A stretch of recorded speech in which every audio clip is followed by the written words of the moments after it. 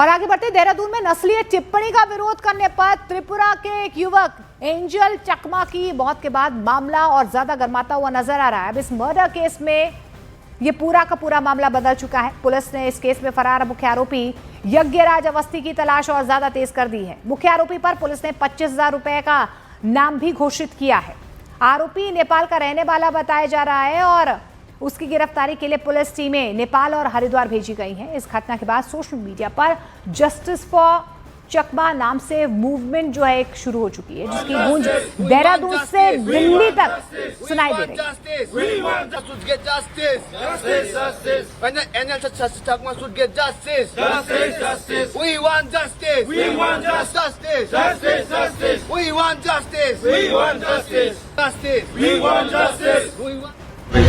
और इसको ऐसा प्रतीत हुआ कि शायद उन पर कोई कमेंट कर रहे हैं, जबकि उसमें जो इधर के बच्चे था और उसके साथ उधर जो मणिपुर का बच्चा था, उनके दोस्त लोग बैठे हुए थे। उसी कंफ्यूजन में मारपीट हुई और मारपीट के बाद उसको जो एक छात्र था उस पर हमला किया गया था और एक कड़े से उसके गले पर वार, जो कड़ा पहनते हाथों से उसको चोट लग गई थी। साथ ही साथ कोई नुकीली चीज से पीछे भी उसको जख्म थे। तो उसके बाद उसको अस्पताल हॉस्पिटल भेजा गया था और जब तहरीर आई थी, तहरीर का मुकदमा दर्ज करने के बाद जो हमने उनको चिन्हित किया था, 5 लोगों को जेल भेजे, जो वर्तमान में जेल में है। क्योंकि इलाज के दौरान कल जो है ये मृत्यु हो गई थी छात्र की, और उसमें हमने 17 धाराओं में मर्डर में केस को तरमीम कर दिया है और इसमें 5 लोग जो थे उसको अरेस्ट कर लिए थे। इसमें एक जो था वो कहीं नेपाल का युवक था जो यहाँ काम करता था, उसके नेपाल भागने की संभावना, तो उसके लिए हमारी टीम लगी हुई है।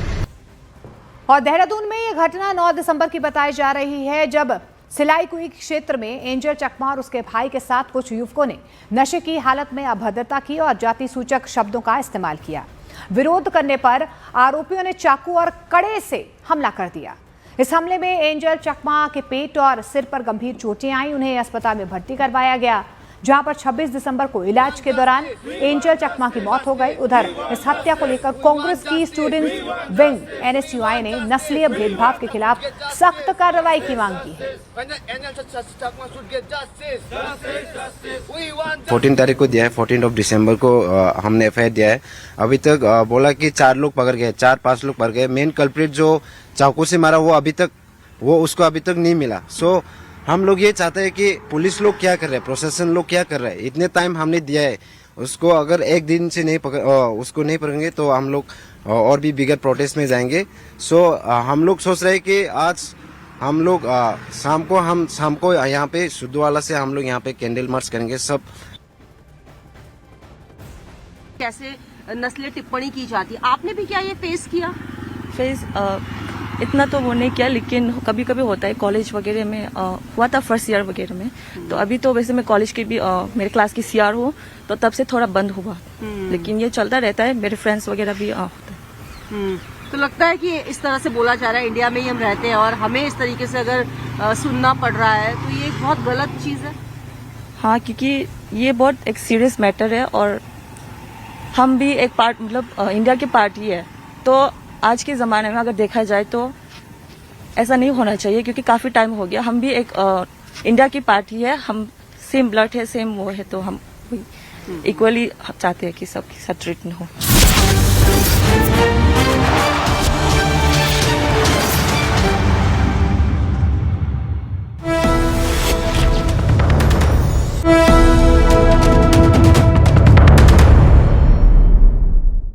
हादी के लिए न्याय की मांग को लेकर आंदोलन जारी है। ढाका के शहबाग इलाके में हादी स्क्वायर पर जारी धरने में बड़ी संख्या में लोग शामिल हुए हैं, जो उस्मान हादी की हत्या के आरोपियों की तुरंत गिरफ्तारी की मांग कर रहे हैं। प्रदर्शनकारियों का यह कहना है कि जब तक दोषियों को पकड़ा नहीं जाता है, तब तक उनका यह विरोध प्रदर्शन लगातार जारी रहेगा।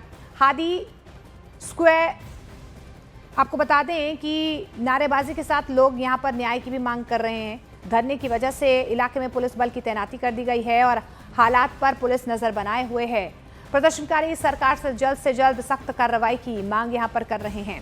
इससे पहले उस्मान हादी के भाई ने चेतावनी दी थी कि जल्द से जल्द गिरफ्तारी नहीं हुई तो वे मुख्य सलाहकार मोहम्मद यूनुस के जमुना आवास का घेराव करेंगे।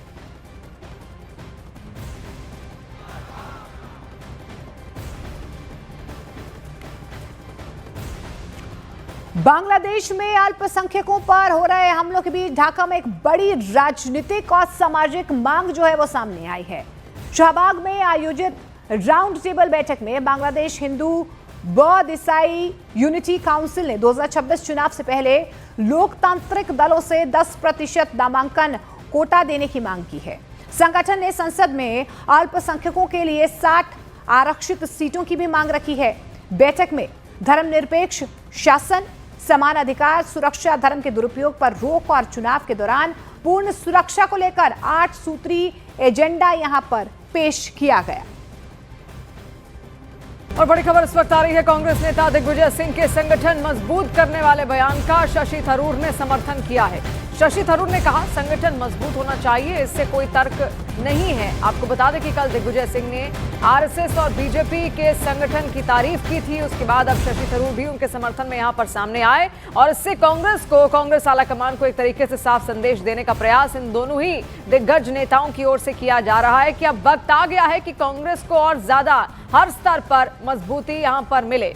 कल एक पोस्ट दिग्विजय सिंह ने यहां की थी बीजेपी को लेकर, आरएसएस को लेकर, आरएसएस की संगठन की मजबूती को लेकर, जिस तरीके का नेतृत्व आरएसएस में रहा है, और अब उसी के समर्थन में शशि थरूर भी आ चुके हैं। मैं भी चाहता हूं कि हमारे संगठन जरा से मजबूत हो और हमारे संगठन के अंदर तो डिसिप्लिन होना ही चाहिए, तो लॉजिकल है। तो ये लेकिन दिग्विजय सिंह साहब अपने आप बोल सकते हैं ना, उनसे मुझे फ्लाइट भी पकड़ना है। एक बात और देखिए, इसके पहले कांग्रेस नेता दिग्विजय सिंह ने भी एक्स पर अपने पोस्ट को लेकर बयान दिया। न्यूज 18 इंडिया से खास बातचीत में उन्होंने कहा कि वो संगठन के पक्षधर हैं, लेकिन आरएसएस और प्रधानमंत्री मोदी के घोर विरोधी हैं। दिग्विजय सिंह ने यह भी स्पष्ट किया कि उन्होंने संगठन की तारीफ की थी, लेकिन उनका उद्देश्य आरएसएस और पीएम मोदी की आलोचना करना था।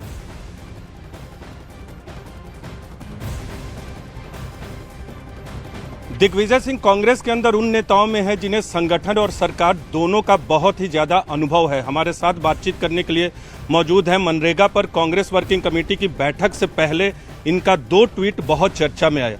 जो तस्वीर आपने साझा की वो बहुत चर्चा में आ गया है कि आपने आरएसएस के संगठन की तारीफ की है, क्योंकि आमतौर पर आप आरएसएस की विचारधारा का विरोध करते। इसकी टाइमिंग के पीछे क्या वजह है? सहयोग है जी। फिर भी तो उनके संगठन को कैसे आप मजबूत मानते हैं और कांग्रेस में क्या कुछ करने की जरूरत है?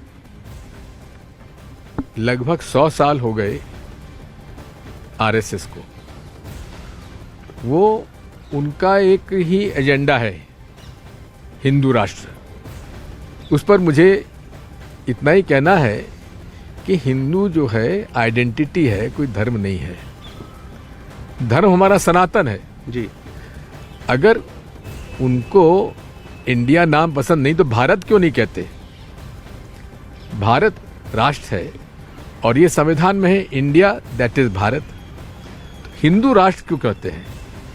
मेरी मूल रूप से जिस प्रकार से इनकी अल्पसंख्यक समुदाय के प्रति एक नफरत फैलाने वाला जो एक प्रयास है हर तरफ से, उसका मैं विरोधी हूँ, लेकिन उनकी संगठन क्षमता का मैं प्रशंसक हूं। दिग्विजय सिंह साहब, एक सवाल आपने, क्योंकि आप भी चुनाव आयोग पे सवाल उठाते हैं, लेकिन एक तरफ चुनाव आयोग का जिक्र किया और दूसरी तरफ आपने कहा कि कांग्रेस के अंदर भी चुनाव आयोग की तरह सुधार की जरूरत है और राहुल गांधी को डिसेंट्रलाइज्ड और उनको कन्विंस करना थोड़ा टफ है। इसके मायने क्या है? इसका कोई मायने नहीं है। हर संगठन को सुधार की आवश्यकता होती है। कैसे हम आज हैं, मैं स्वयं इस बात को महसूस करता हूं कि मुझे भी रोज इस बात की कोशिश करता हूं कि मुझ में भी सुधार। कांग्रेस के अंदर किस तरह के सुधार की जरूरत है, उसकी चर्चा हम करना है तो पार्टी के अंदर करेंगे। एक अंतिम सवाल करूंगा। आपने हमारे साथ फोन पे जो इंटरव्यू दिया उसमें कहा कि प्रियंका जी ने जो संगठन सृजन का प्रस्ताव दिया था उसको तत्काल प्रभाव से लागू करना चाहिए। इसका मतलब कर रहे हैं, काफी कुछ हुआ। आज उन्होंने ब्रीफ भी किया है वेणुगोपाल जी ने और हमारे एआईसीसी प्रेसिडेंट ने, खड़गे जी ने ये ब्रीफ भी किया है। अब वो जितना जल्दी हो सकेगा कर रहे हैं, कोशिश कर रहे हैं। क्या प्रियंका गांधी की भूमिका बढ़नी चाहिए? देखिए, ये सब चीजें आपको खड़गे जी से बात करना चाहिए। राहुल गांधी को कन्विंस करेंगे आप संगठन सुधार को लेकर? देखिए, इस बारे में मैं कुछ नहीं कहूंगा। और वहीं कांग्रेस के सीनियर लीडर सलमान खुर्शीद ने भी दिग्विजय सिंह के बयान का समर्थन किया। सलमान खुर्शीद ने कहा कि दिग्विजय सीनियर नेता हैं, उनके बयान को समझने की जरूरत है, हालांकि आरएसएस से सीख लेने की जरूरत नहीं है। इसके साथ ही सचिन पायलट ने भी संगठन की मजबूती को जरूरी बताया। कांग्रेस के वरिष्ठ नेता और पूर्व विदेश मंत्री सलमान खुर्शीद हमारे साथ।